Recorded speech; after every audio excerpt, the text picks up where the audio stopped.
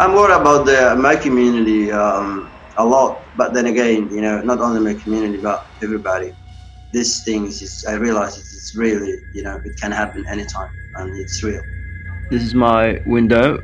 This is the building I live. In the Melbourne suburb of Carlton, Hazan Gadal is coming to grips with the strange reality of testing positive for COVID-19.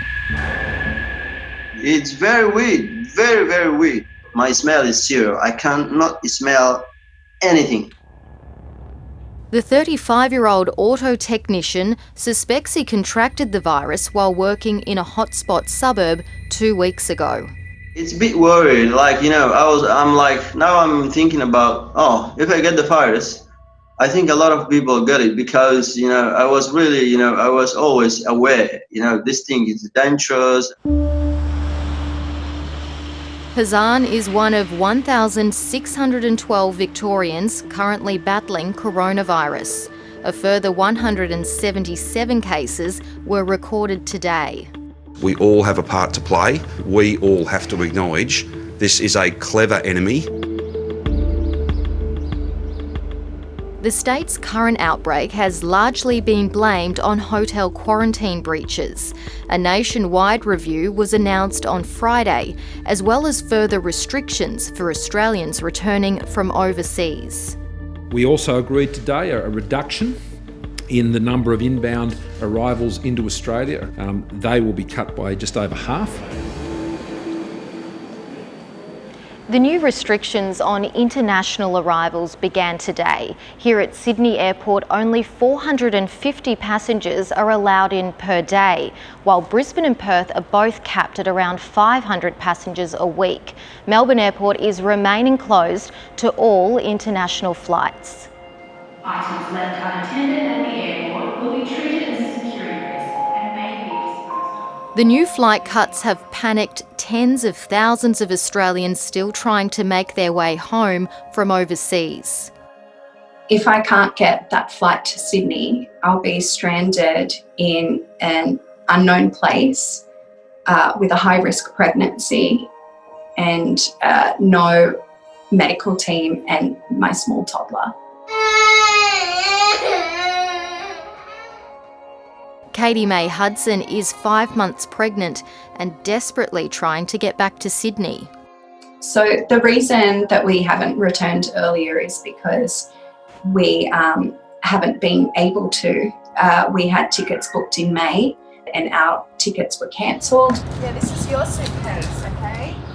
We've hemorrhaged our savings in this desperate bid to get back to Australia, and we're so nervous that we're going to be stuck here. The US-based filmmaker flew from New York into San Francisco today with her husband and daughter, the first leg of a long journey home. They now face an anxious wait to see if they'll make it onto their flight to Sydney. So the flight quotas that are in place mean that if our flight gets cancelled, we may not be able to book on a different flight unless we book business. And at the moment, the last time we checked, those flights were at $24,000. 730 has spoken with dozens of Australians facing a similar predicament. We all have flights home, but they've been cancelled. We are now having to fight for our place on that plane to return home to our own country. So I saw overnight that Returning Australians like Jim Collins claim airlines are now cancelling their economy seats unless they can afford to upgrade to business class. we'd packed bags the day before, we'd said goodbye to family, all those sorts of things, and it was just pulled. Flight cancelled, that's what we were told. But I'd also signed up for email updates and found that the flight hadn't actually been cancelled. It was that the economy passengers had been cancelled. And I was actually in contact with a guy who was on that business flight and is now in quarantine with his family. Hi everyone, this is the Collins family here in Britain. Jim Collins, his wife Kathy and their 4 children have been stranded in the UK at his parents' home since they came to visit in March. We've done everything we could within our financial means to get home, and now it appears that it's only if you can afford a first class ticket or a business class upgrade are you being allowed in. Here is a brief tour of my home for 2 weeks.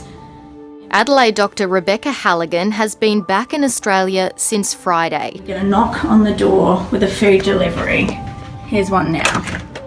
But like the Collins family, she struggled at first to get a flight from London, where she's been working in a hospital treating COVID-19 patients. I was called by the airline and told that because of the new caps, they would be prioritising business class, and a ticket for business class to Sydney at that stage was several £1,000s, which I couldn't afford. So I was bumped from that flight. After losing her seat into Sydney, Dr Halligan decided to firm up her chances of getting home by upgrading to business on her rescheduled flight to Perth. I did end up putting the charge for business class on my credit card, which I know not everyone is in a position to do. Being so harsh with these borders and not letting Australians back in unless we can afford it is not the answer.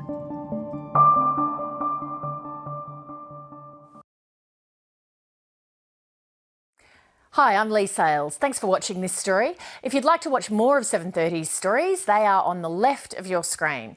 And tap on the button below to subscribe and get the latest from ABC News.